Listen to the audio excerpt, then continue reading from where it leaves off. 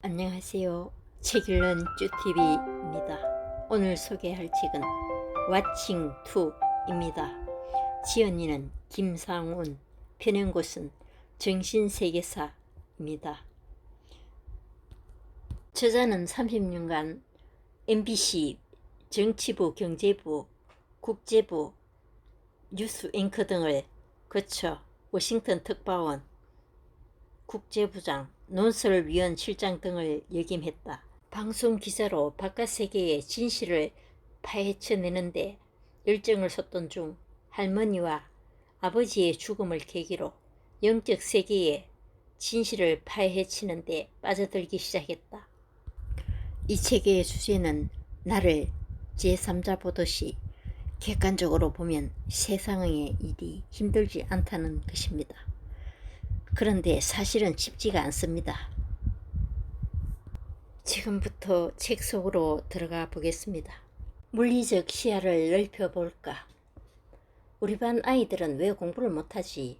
한 초등학교 선생님이 고민에 빠졌다. 아이들에게 이런 사진들을 보여주면 성적이 쑥 올라갈까? 선생님이 A반 교실에 들어가서 말했다. 오늘은 선생님이 여러분에게 재미난 사진들을 차례로 보여줄게요. 선생님이 컴퓨터를 켜자 첫 사진이 나왔다. 책상 위에 연필이 놓여있는 사진이네요. 곧이어 또 다른 사진을 보여주었다. 이건 교실에 있는 책상이네요.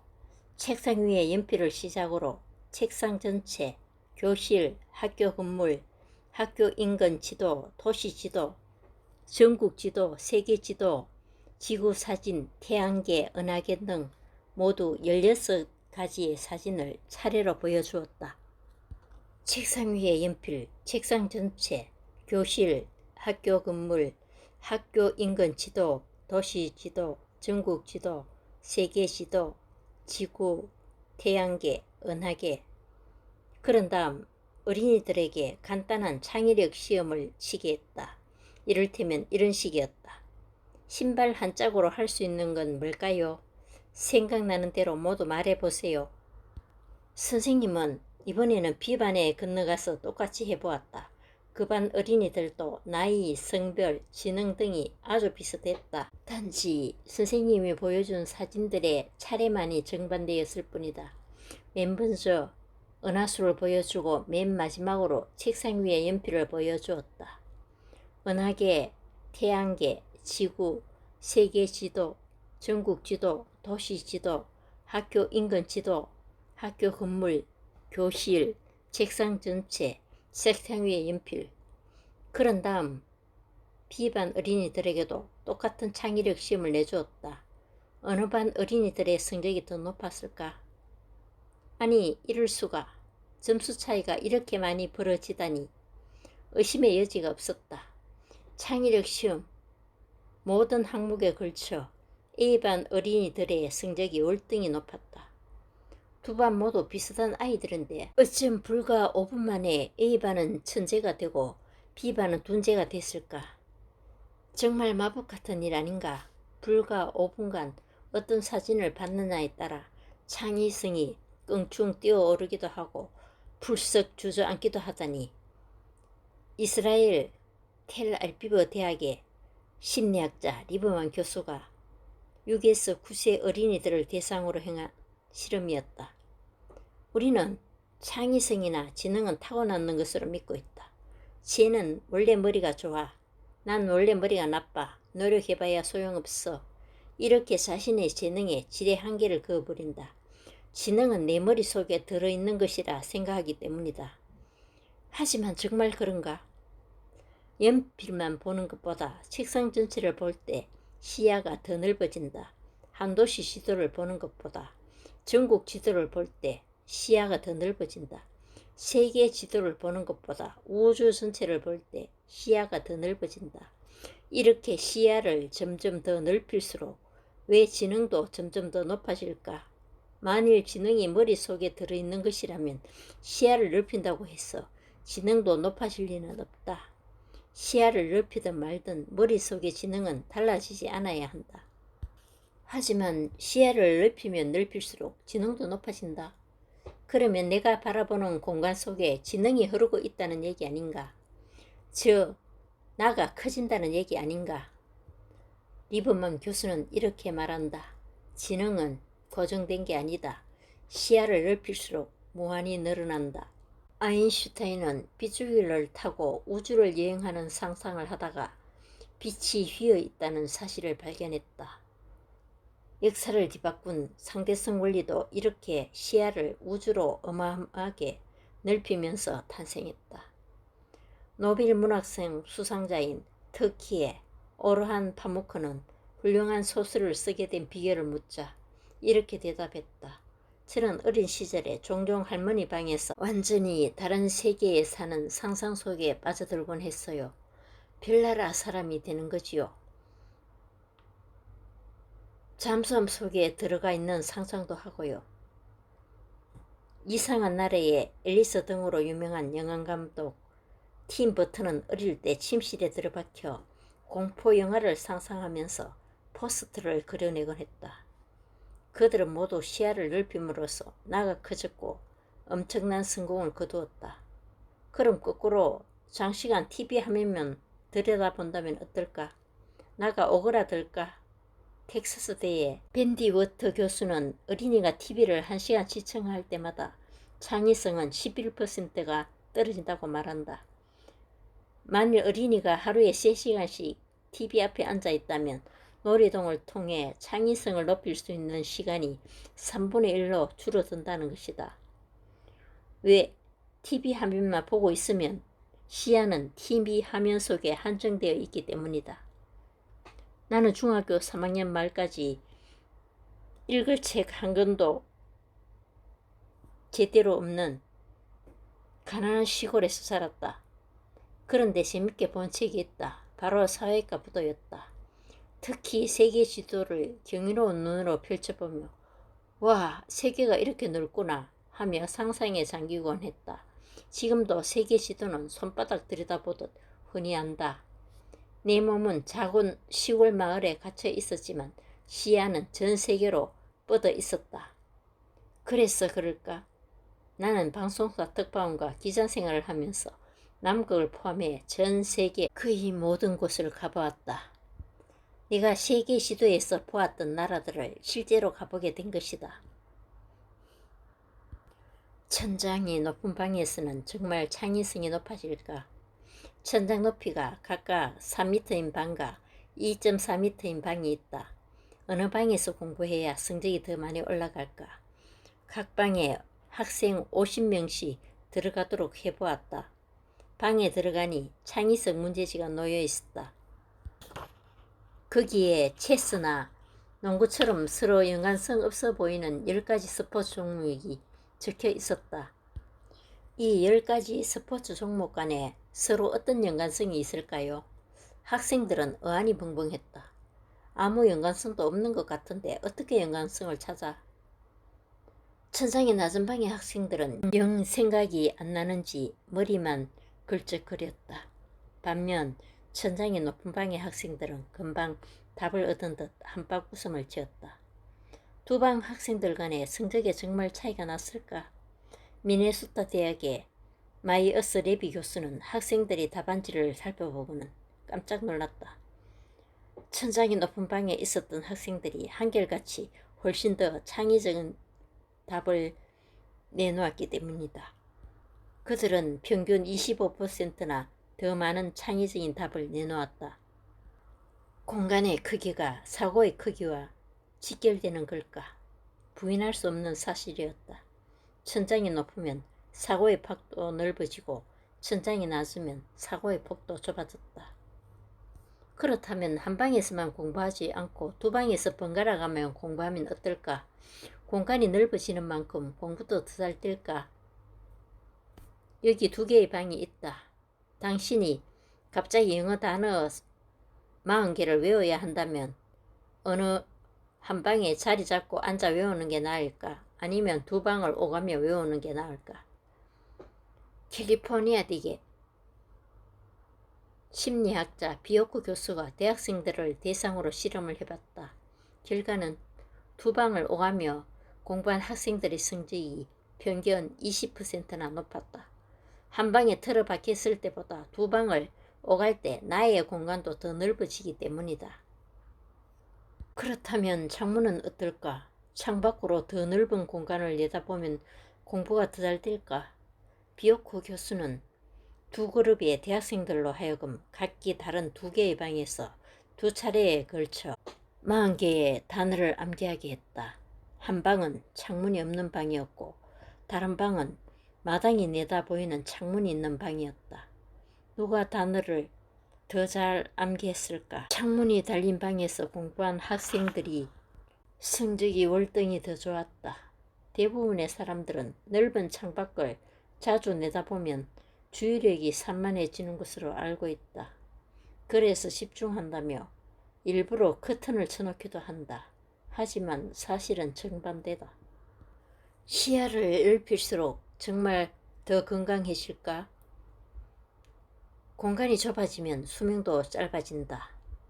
유니버시티 칼리지 런던의 심리학자 스텝토 교수가 성인 남녀 6,500명을 대상으로 조사한 바에 따르면 가족이나 친구와의 접촉이 적고 사회활동을 안 할수록 수명이 짧았다.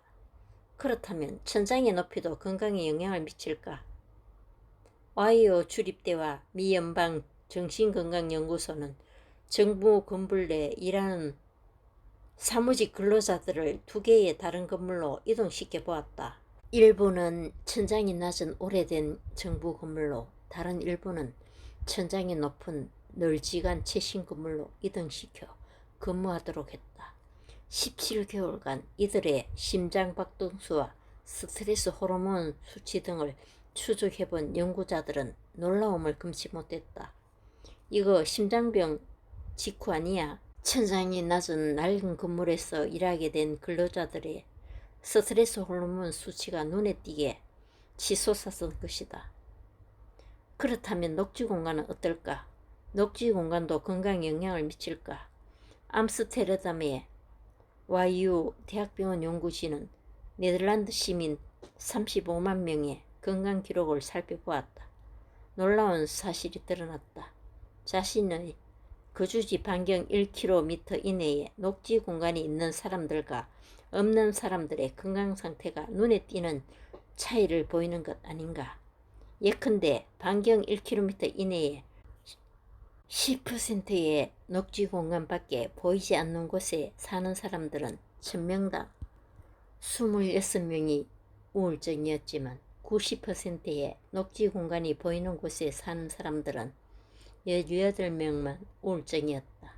심장병, 척추질환, 당뇨, 우울증, 호흡기 질환 등 거의 모든 질환도 비슷한 차이를 보였다.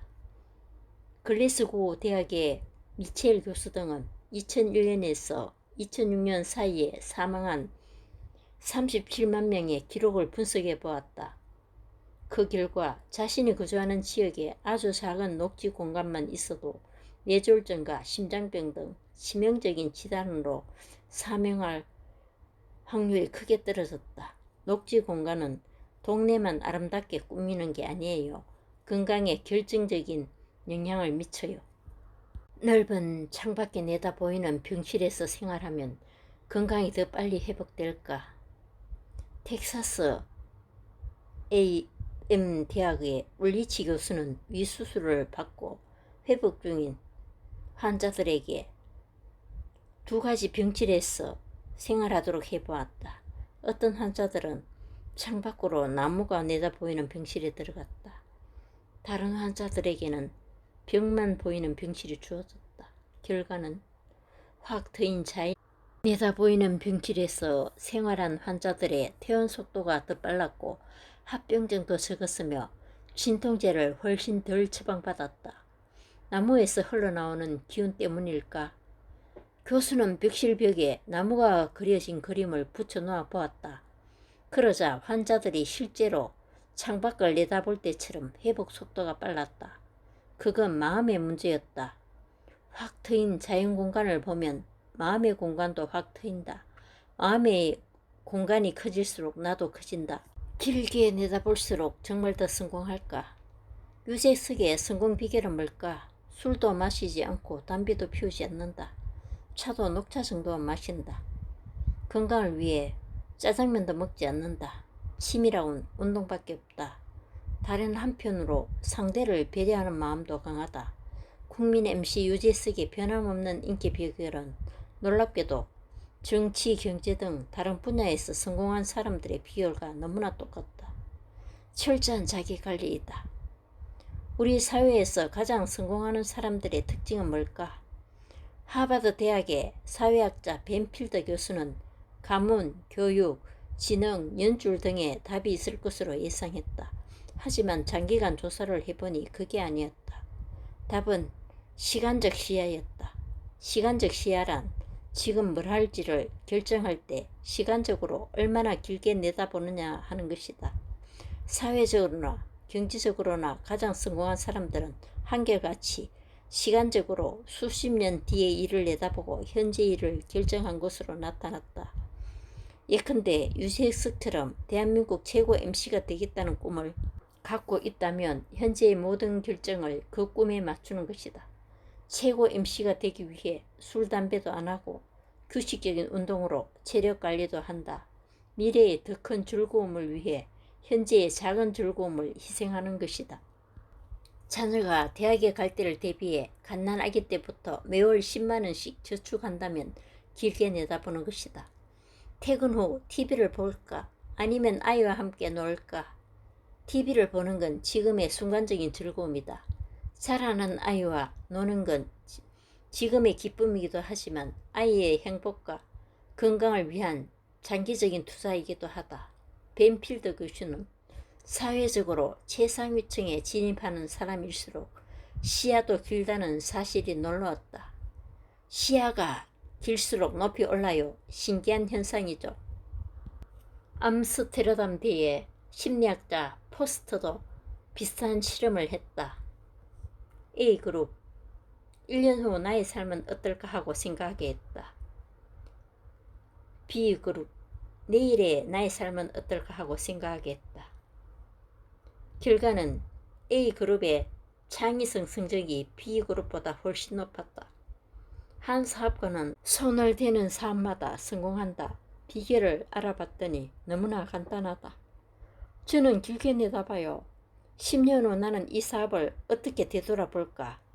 이렇게 상상하면 일이 잘 풀려요. 나 아닌 누군가의 시각으로 볼수록 더 현명해진다.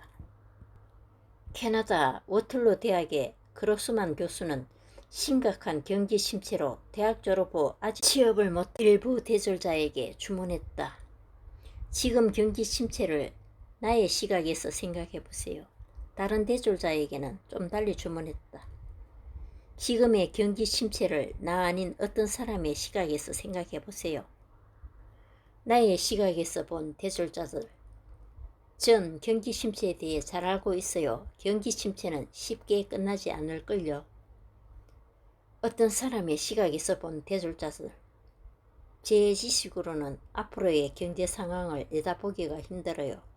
경기 침체는 빨리 끝날 수도 있고 늦게 끝날 수도 있다고 생각해요.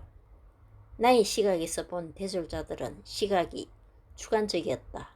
마치 자신이 경기 침체에 대해 다 아는 것처럼 말했다.